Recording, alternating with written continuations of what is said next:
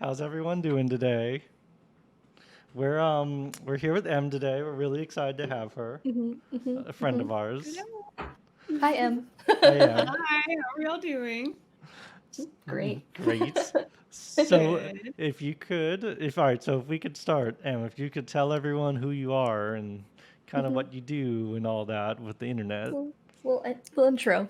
Yeah. All the things. Hmm. So I'm Em. I am a scientist, so that's kind of like my whole thing. And I started streaming a few months ago, and I just kind of got into playing some FromSoft games. I just finished Dark Souls on Monday, so that was a really big and fun accomplishment. Hmm. And kind of one of the things about my stream that I think we're probably going to talk a little bit more about in a bit here is that I want to promote like science awareness, and I kind of encourage everybody to come in and ask questions about anything they might have questions about that have to do with science or medicine or really anything. You can ask me whatever you want, but yeah, we try to focus on science and kind of trying to like start a dialogue around that.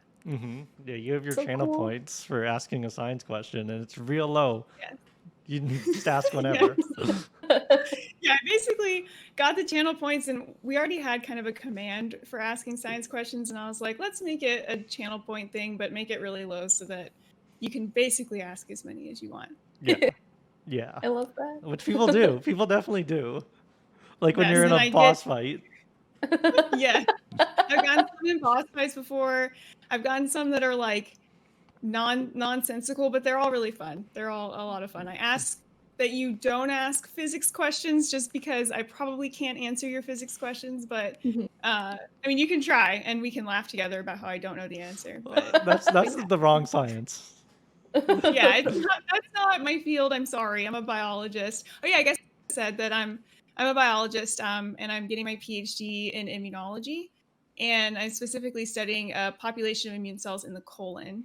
So I'm all about the GI tract. That's definitely like my favorite organ in the body, Mhm. favorite thing to like nerd out about. So Nice. Oh. Awesome. All right, so we're gonna start with video games and then ease into the science. okay, that So, that Nice. that sounds good. first question is what got you into gaming when you were younger? Yeah. So I'm sure this is like a pretty similar story for a lot of people, but my dad was super into computers and always had games around. He always had, a computer for us to play on. And I feel like he really kind of was interested in technology and having us kind of grow up around that. And so my brother and I had a bunch of computer games. We had an N64. And so I feel like that was a really good way for my brother and I to bond when I was really young. But then my brother actually kind of moved away from playing video games as he got a little bit older. And I actually went the opposite direction and started playing more and more. And when I was in high school, it's like I think 2004, so I was a freshman in high school. EverQuest 2 came out, and that was kind of my first like that was the first game I became like obsessed with, and sort of really started my love for playing games and made it kind of an actual hobby of mine that continued and persisted for quite a long time. Mhm. Especially with EverQuest 2, I was quite addicted to that game for like pretty much until I went to college. It's kind of a running joke with my friends from high Yeah. school. So yeah, that's what got me in it. My dad kind of normalized it, I guess, for me. And then I don't know, I just picked it back up in high school. I had some friends that were playing some MMOs and kind of just went from there. So Yeah, and you told me you were always a mouse and keyboard gamer, right? For the most part. yes, 100%. Except for when I was a little kid and we had like an N64. But even then, I felt like incompetent with the controller. It just never felt right to me. And so I've always used a mouse and keyboard. And Dark Souls was probably the second game or third game that I had completed with a controller. So Mm. Wow. that was an added element of fun for me in trying Yeah. to play Dark Souls was that it was like very new for me to even hold a controller. So Hmm. Makes yeah. sense. That's wild Mhm. because I'm the complete opposite. I'm so clumsy with the mouse and keyboard, and I grew up playing on consoles, so I love my Yeah. controllers. Yeah, I feel like it's a really kind of dividing thing. There are some people who are like mouse and keyboard, it's the only way to go for every game. And it makes these two kind of camps, almost kind of how you have like PC gaming is better than console gaming. And I don't know, I definitely was like that when I was younger. I was like PC over everything. But now I'm definitely not that way anymore. And there are just some games that I feel like it's just more comfy, to have a controller. So. Yeah, Yeah. there are games where you do both. You're a crazy person like me, and you do them both at the same time. I have heard of people playing Grand Theft Auto, like driving with the controller, but doing the rest of the game with the mouse and Yeah, keyboard. that's what I or something do. crazy. Interesting. Yeah, you just like had your controller sitting like next to your keyboard. It's wild. Mhm. Why not both? Yeah, exactly. I could barely switch between like menu things while playing a game with a controller. I can't imagine switching between modes of control. Mhm. So, how's your taste in games kind of changed over the years? You mentioned you played a lot of MMOs. Do you still do that? Yeah, that's actually a really interesting thing to think about. So, my husband and I talk about this sometimes. It feels like kind of the era for the MMO, at least in our lives, has kind of faded out just because, when we were teenagers, we had so much time and we still have time now. Obviously, I'm playing like Dark Souls for 5 hours sometimes, right? But I Mhm. feel like MMOs kind of, it's so much more fun when you can dedicate a ton of time on a daily basis, or at least, some time on a daily basis to dedicate to the game, and you have your in-game friends and your guild mates and all of that. And so I feel like that was really amazing for that time in my life. And so I really, really loved playing them then. Now it's hard because, I might not be able to play for 4 or 5 days and then you pop back in. So it's sort of hard to like form those online friendships and like, getting settled into a guild and stuff like that. And so I have enjoyed it. I've played a little bit of Elder Scrolls Online and Final Fantasy 14, and I enjoyed both a lot. But what was really missing for me was that social aspect, Right. which I guess is just a really critical part for me Mhm. for those games. So I've switched recently to some more single player games, obviously, but still kind of really interested in playing RPGs. That's kind of like my bread and butter kind of game. So For sure. Yeah. Because you Yeah. can enjoy that story, on your own if you want to. Well, yeah. mhm. Well, and with Twitch too, it's kind of like it sort of makes it a shared experience, kind That's of like true. an MMO. Yeah, MMOs are tough now because you gotta always be playing because levels matter, Mhm. and Oh god, yeah. microtransactions kind of killed everything. Hmm. Yeah, like that really killed everything. Yeah, 100%. And yeah, people, with MMOs, especially when you want to get into like in-game stuff with your guild and you're doing raids, you have to be able to rely on people to be there. It's like, okay, our raid day is Sunday at 7 p.m. or whatever. But then when you kind of, I don't know. I mean, I know there are people who have more flexible schedules and can make that work, but for some people, it just doesn't really work out once you get, in a certain place in life. And so that's kind of Hmm. Right. unfortunately what's happened. But Makes sense. yeah. So to piggyback that, what do you miss about gaming's past, and what do you love about the current gaming world and its future? Well, okay, so I have like a joke answer to this, at Okay. least in so if you've like hung out around me at all, you know that recently I'm on a tirade about the fact that there are all these new terms on Oh Twitch, and it's no. just me being an old lady. Yeah. I saw Nina about this. She's like, don't they still say this? Like last Yeah, night. I still say AFK. Good.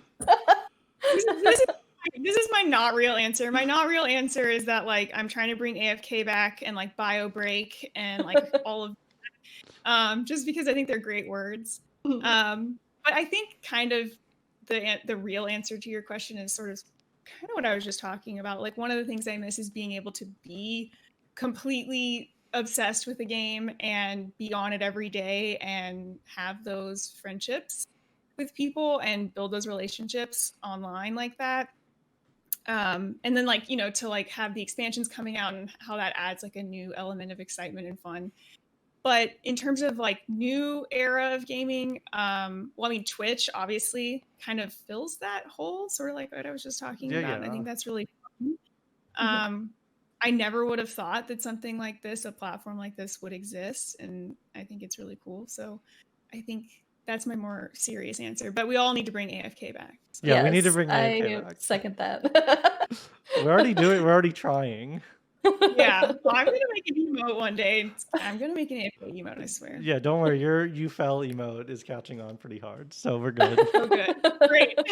Amazing. Mhm. Other than gaming, do you have any other hobbies? Curious. I do.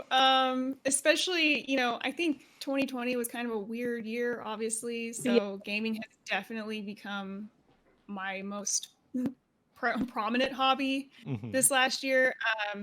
But I actually really love to exercise. I know that's kind of vague, but I used to do a lot of weightlifting, a Mhm. lot of powerlifting and Olympic lifting. Really? So that's definitely a hobby of mine that you probably can't tell. Especially because I haven't been able to over the past year because I just kind of haven't been going to the gym. Right, that's Um, valid.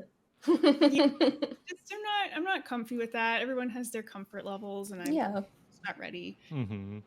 So yeah, lifting has been a big hobby of mine, and also baking is a big hobby of mine. Though I haven't really done that lately either, just because I feel like my work in lab is sort of similar to baking and cooking, and so sometimes when I get home, I'm kind of like, I don't want to do that.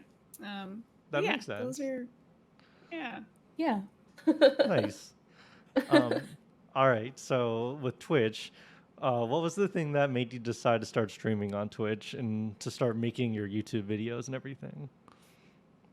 Yeah, so I actually, over this past year, because things have been different, kind of started watching some more creators on YouTube who were playing games. Like, I didn't even really know that was much of a thing until recently. And one creator in particular, her name is Mars.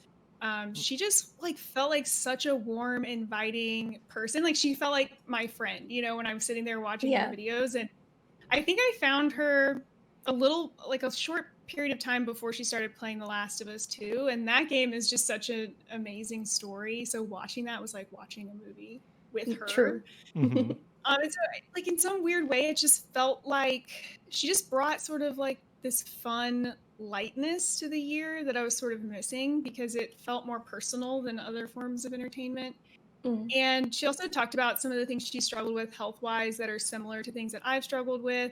And so it just felt like, oh my gosh, there's people like me. And hey, it's a woman and she's playing video games on the internet, and that's awesome. And like maybe I could do that. And maybe I could like bring some lightness and entertainment to other people, especially right now. So Yeah. that's kind of why I started getting into it. Yeah. I mean, that makes sense. Mars talks like she talks more than she plays sometimes. So, but Yeah, you're I can relate to that too a bit. I mean, a but you're bit, like yeah. super welcoming in your stream too. Like you're not afraid to Oh, just like thanks. talk instead of play, you know? Yeah, sometimes it's like we're just standing in one spot in Dark Souls for like 5 minutes. I'm like, hey, hurry up, just talking, and everyone's like, no, it's fine. That's kind of why we're here. We're not here because you're a pro. Yeah. You're Mhm. Can you describe your journey with streaming so far? Like, we know how you got there, but what has it been like for you to, work your way up to where you are now? So it's been kind of, I guess it's been kind of surprising. I started streaming thinking that it would just kind of be me and my husband pretty much talking to each other um, back and forth. And I think that part of me wanted to do it to get more comfortable with like talking to people and communicating, especially about science with other people Mm. who are interested and want to talk about it. I also kind of saw it as like a challenge for me to not care so much about what other people think about me and whether I suck at video games or not. I just sort of saw it as like a cool new project to work on. And so, yeah, it started out just me and Wes basically chatting to each other and him kind of encouraging me. And then it just seems like, well, basically it was Dark Souls. Honestly, it was Dark Mhm. Souls. I started playing Dark Souls and then I started seeing some people coming back and just being so supportive. And I was so terrified to play Dark Souls, especially. on Mhm. stream, just because, it's a hard game and you hear things, you hear like people are really in that community are toxic about people trying to play Dark Souls this way or that way or whatever. And actually, I found it to be so far the total opposite. And everyone has been so supportive and wants me to just learn how to play it because I want to learn. And Mhm. Yeah. everyone's been really supportive. So yeah, Yeah. it's been really awesome. It's been very very different than I thought it was going to be. I thought it was really going to be just a cool hobby that I had for myself, but it's really turned into something that's a lot more than that. So Nice. Great. That's like a perfect transition to the next question. So like you've pretty naturally fallen into the Souls community, like it just seems to have happened. You're just yeah, always have a ton of viewers and it's always the same people from Dark Souls. Everyone watches the same people. It's like a nice little confined group. So what got you or gets you really excited about Dark Souls? And then I know you watch, Lobos and all the streamers too. What makes you want to watch people just play the same game over and over and do the same runs over and over again? It's just a thing with Dark Souls. yeah, it's so interesting. So what I love about Dark Souls, that's what you asked first, right? What Yes. I love about it. Yeah. So I wanted to play Dark Souls because first of all, it's really right up my alley. I mean, in terms of single player RPG, like exactly aesthetically the style and world that I like and love and have always kind of played in. And so I wanted to learn I wanted to be able to experience that. And, I knew they were hard games, and I guess I'm kind of a masochist also a little bit. And so I just wanted something that could challenge me in a new way. So that's why I started playing, and that's kind of why I love it because you can see yourself like with perseverance for sure. You can see yourself improving over time. And like if you have a super hard boss fight, it's really fun to me to be like, okay, how can I strategize this? Like, what did I see? What did I learn? And how can I apply that? And then to feel it happening and to feel it clicking is like so satisfying. And I've never really felt that in another game before. And then what was your second question? I forgot. Yes, that was Brain. long. It's a long one. What makes you enjoy, watching someone do a run over and over or all of that and, just it's a weird thing to enjoy, you know what I mean? Yeah. I've actually thought about this before in the past because I'm like, why do I want to watch somebody play Dark Souls like Soul Level 1 with the broken like straight sword? Like why is that? Why do I sit here for hours and want to watch that?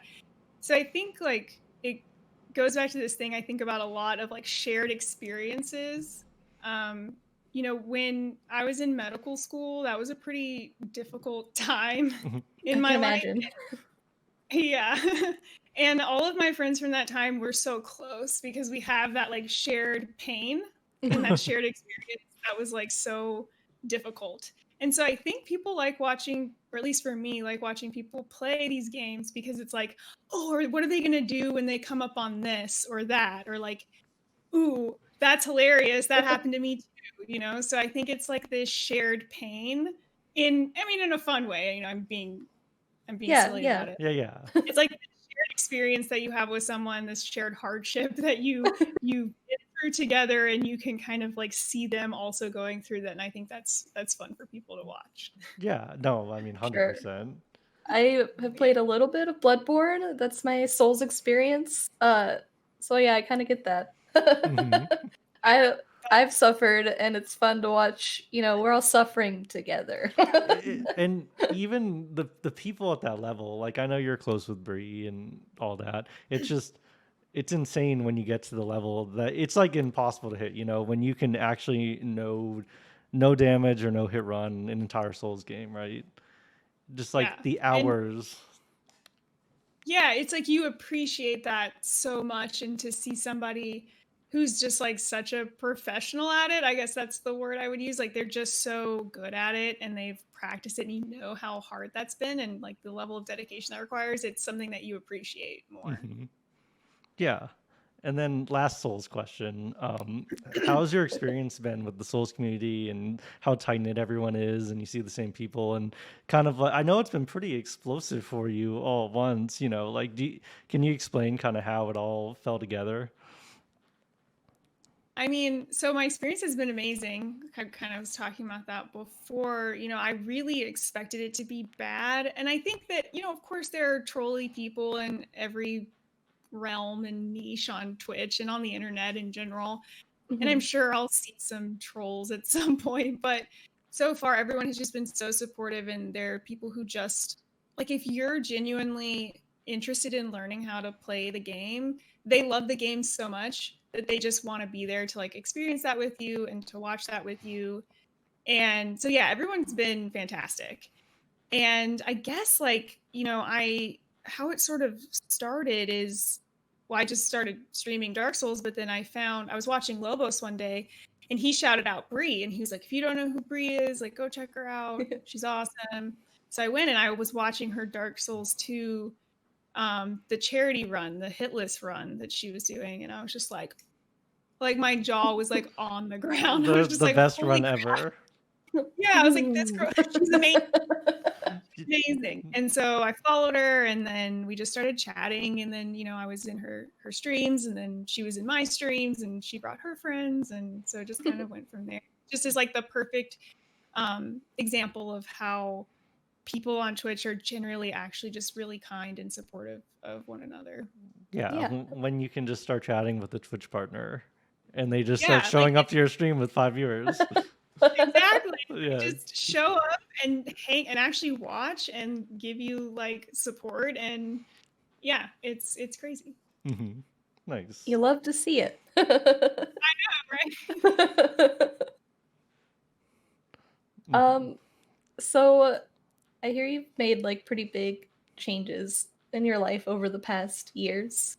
Can you describe kind of what pushed you to completely, change your path in life and start into, pursuing medicine and science?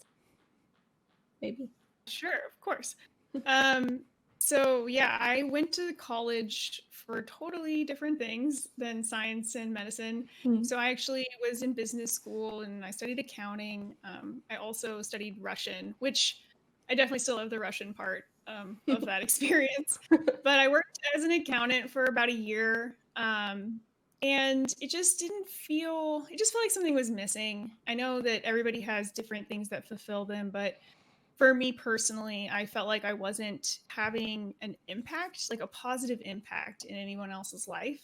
I just sort of felt like I was there for the client, which is great. And it's totally a necessary job. Right. But I just didn't feel personally fulfilled. And I didn't know that was important to me until I didn't have it. I didn't know that I needed to feel like I was having some sort of positive impact on people in the world. So my dad's actually a physician and I worked in some labs in high school. And so I started thinking, okay, well, maybe I was right in high school all along. Like maybe I actually knew what I was doing way more then than I know now. And so I started shadowing physicians and talking to people about research positions. And so it just happened kind of that way. And so I had to like take all the pre-med classes and stuff while I was working in a research lab, but I've never regretted it. My old mentor used to be like, so do you think you're going to stick with this? Or you're going to go back to accounting? I was like, that is something I never asked myself, honestly. So. What was it like interviewing to get into one of those programs, being a non-science person? Like, how did they treat you differently than, say, someone who is just straight pre-med? Honestly, not that differently, to be honest.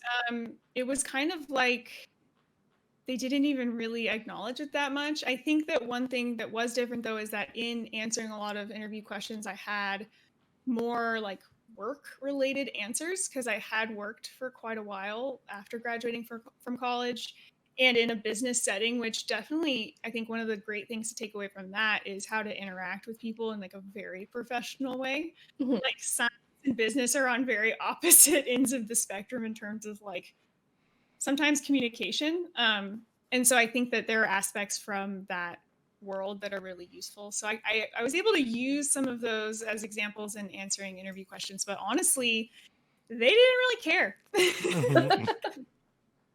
They were mostly asking me about science. Even in the medical school interviews, they were just like, let's talk about science. I think they were tired of asking the like canned med school questions. Mhm. Right. Nice.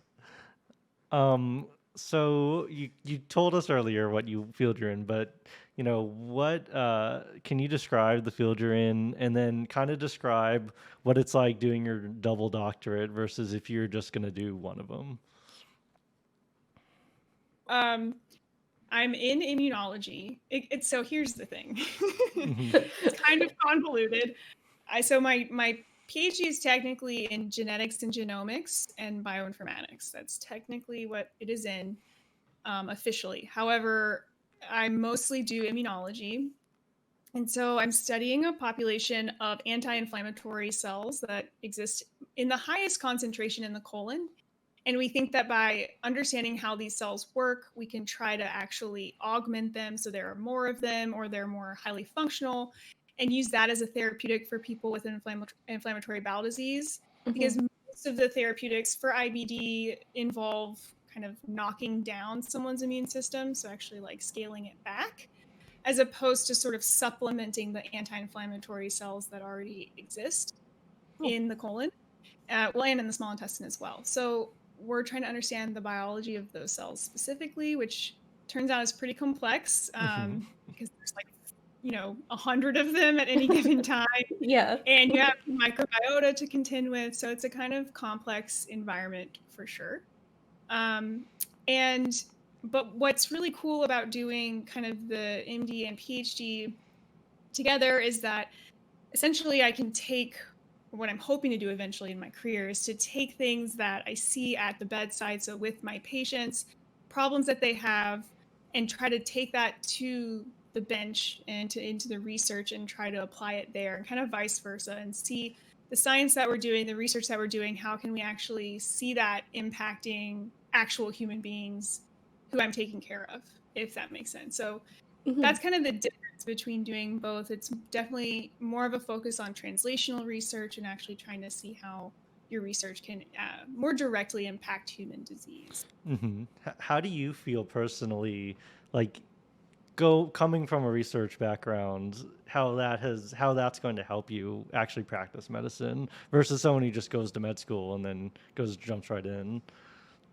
Yeah, I think that I was actually talking to one of my friends about this the other day. He was just so jazzed because he had just gone back to medical school from the PhD, and he was like, "You're gonna love it because you just sort of you pick up on things that you might not have picked up on in a conversation." So, it happens a lot kind of in pediatrics where a kid will come in and they won't know what's wrong, and you might hear like a bunch of different symptoms together, and then if you have that kind of PhD training, you might want to take it a step further and say, okay, well, we might be able to treat this kid's symptoms or whatever, but why is this happening? Is there a way that we can figure out why it's happening and, actually try to impact the care that they receive based on that? So it's just sort of about integrating a little bit more information to sort of try to actually have a more efficacious impact on the patient. Makes sense. Yeah. Nice. So you're super passionate about these things, which is awesome. Sorry, I froze for a second. I'm back. All right. You're passionate about these things, which I love, and it's awesome. But what do you kind of love most about your work? And also, what are some of the things that are the most challenging for you personally, you think? Yeah. There are definitely challenges for sure. I think what I love most about what I'm doing is I get to have days where I just get to think. I get to sit and think and like honestly get like Einstein mad scientist on a whiteboard and just drawing like arrows between things and like I'll read one paper and it just kind of like sets me off on a path that I just kind of I won't say I'm spinning my wheels, but I'm just sort of like sitting there and I'm allowed to do that. And that's actually kind of encouraged. It's sort of what I'm supposed to be doing. Trying to draw connections between publish research in my own. And so that's definitely my favorite part. The most challenging part would definitely be the fact that I have to actually deliver at the end of the day. So science is kind of like any other job. You have to deliver or you're not going to get funded or you're not going to get a job. Right. You're not going to get a paper published if you don't deliver something. So I think that that's a little bit of a pressure point in that you can't really control what science is. You can't control the truth. You just have to hope that you figure out the truth and that the truth is interesting. And so there's a little bit of luck and a little bit of lack of control over the process, and that can be pretty stressful. I'm glad you said that. I asked this to a lot of people who are in grad school or work just in general in science. Have you had any times where something has just gone completely wrong? Like something that had a grant that was funded and just did not go right, or any challenges like that? So far, I've actually been fairly lucky. Well, it's turned out okay. Let me phrase it that way. I got into the lab I wanted to be in. I'm doing what I want to do pretty much exactly. And I applied for a federal grant and I got it. So all of that has been pretty great. But I will say, like, I have seen other people struggle. Like more, when you get to more of like the faculty member phase, where, either you can't get grants just because it's extremely difficult to get a grant as a faculty member. The funding rate is quite low. They have grad students who just leave their lab, so then they don't have anyone to work for them. So no one's actually doing the work, so they can't produce anything. But so far for me, I've been okay. But you can ask me that question again in like a At year. some point, at any point in the future. Yeah, because I'm currently working on writing my paper, and that's kind of going to be my first really big test of that caliber. Like, is it going to happen or not? Because it cannot happen for sure. In my lab, it cannot happen. Yeah. And like, I'm overloading you with these grad school No, programs, but questions. But like, what's the timeline like for what you did? Like when you go medical school compared to your PhD, like how does that all work together? Yeah, so it's an integrated program.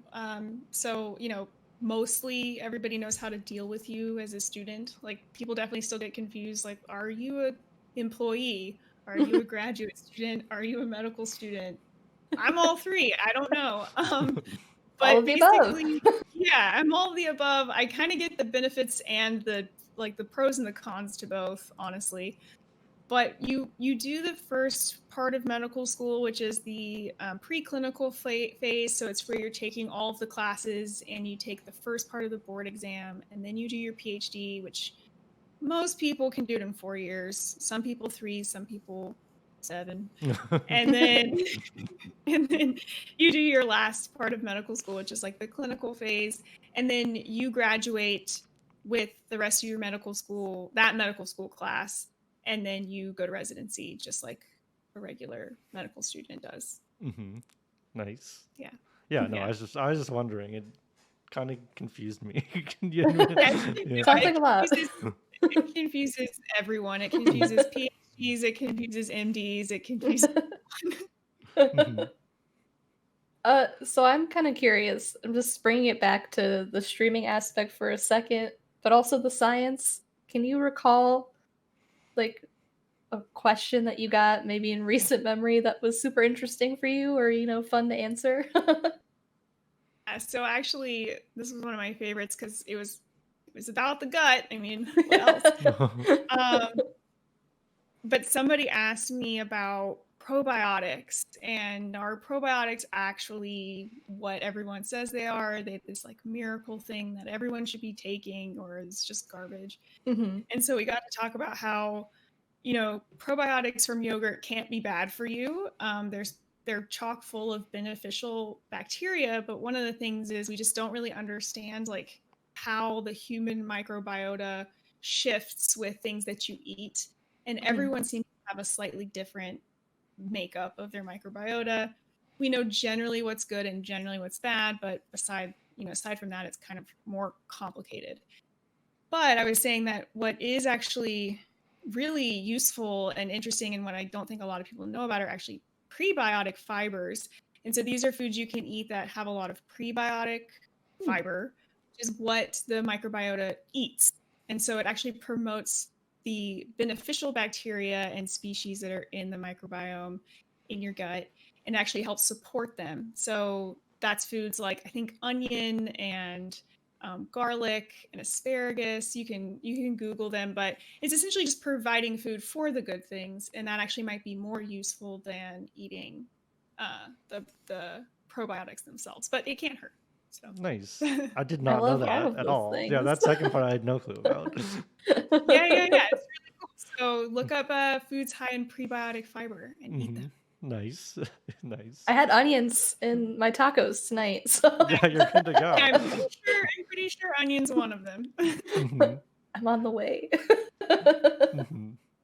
All right. So, do you have any advice for the audience in terms of doing something as challenging as going to grad school or making big life changes or anything like that?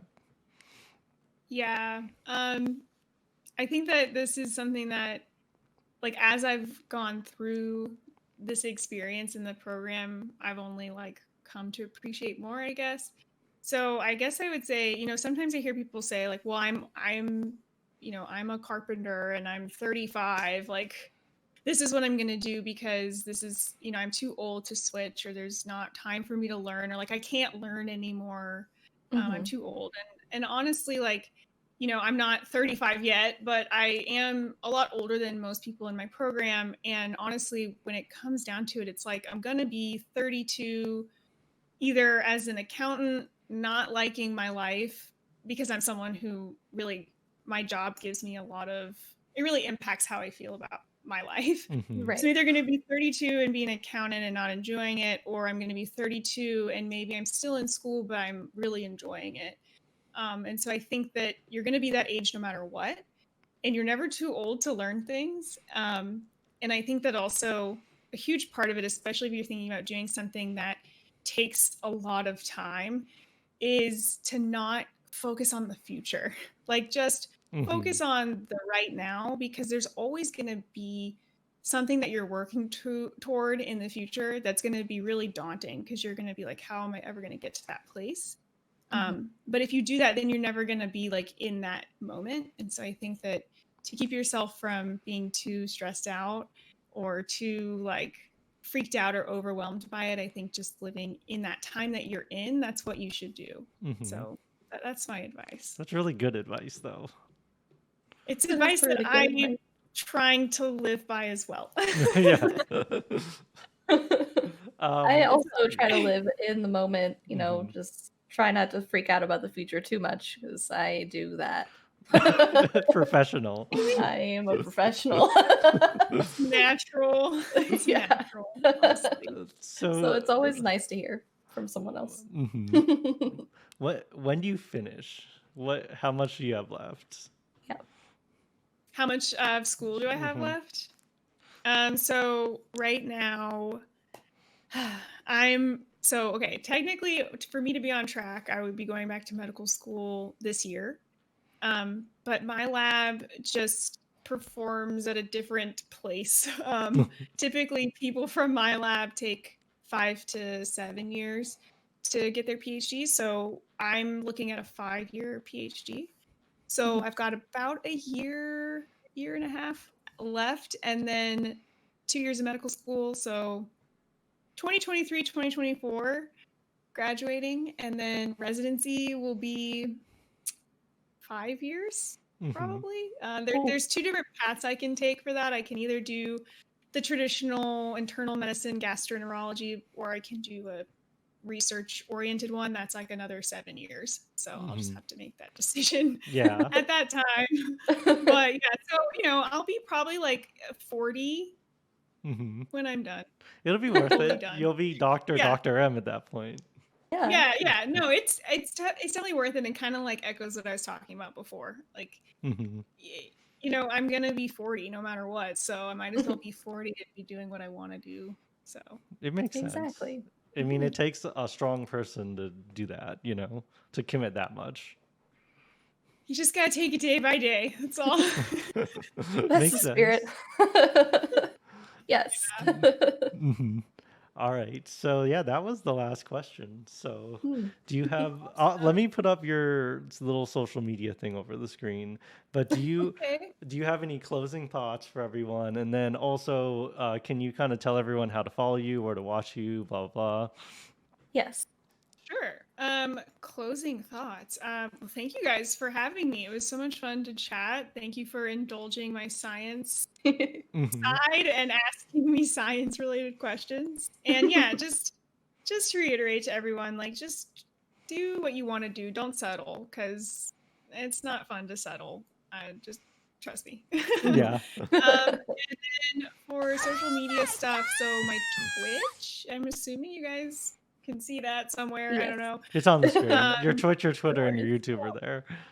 Hold on, I'm gonna look so that I can see. Okay, yeah. So that's it. That's my Twitch, my Twitter, and my YouTube. That's the only social media I have. So come hang out. Come ask science questions. I will try to answer them to the best of my ability. If not, we can laugh together about how you stumped me. So Yeah. And oh, soft games. yeah, watch sub to M so you can use the emote that says you fell, like you died in Dark Yes. Souls.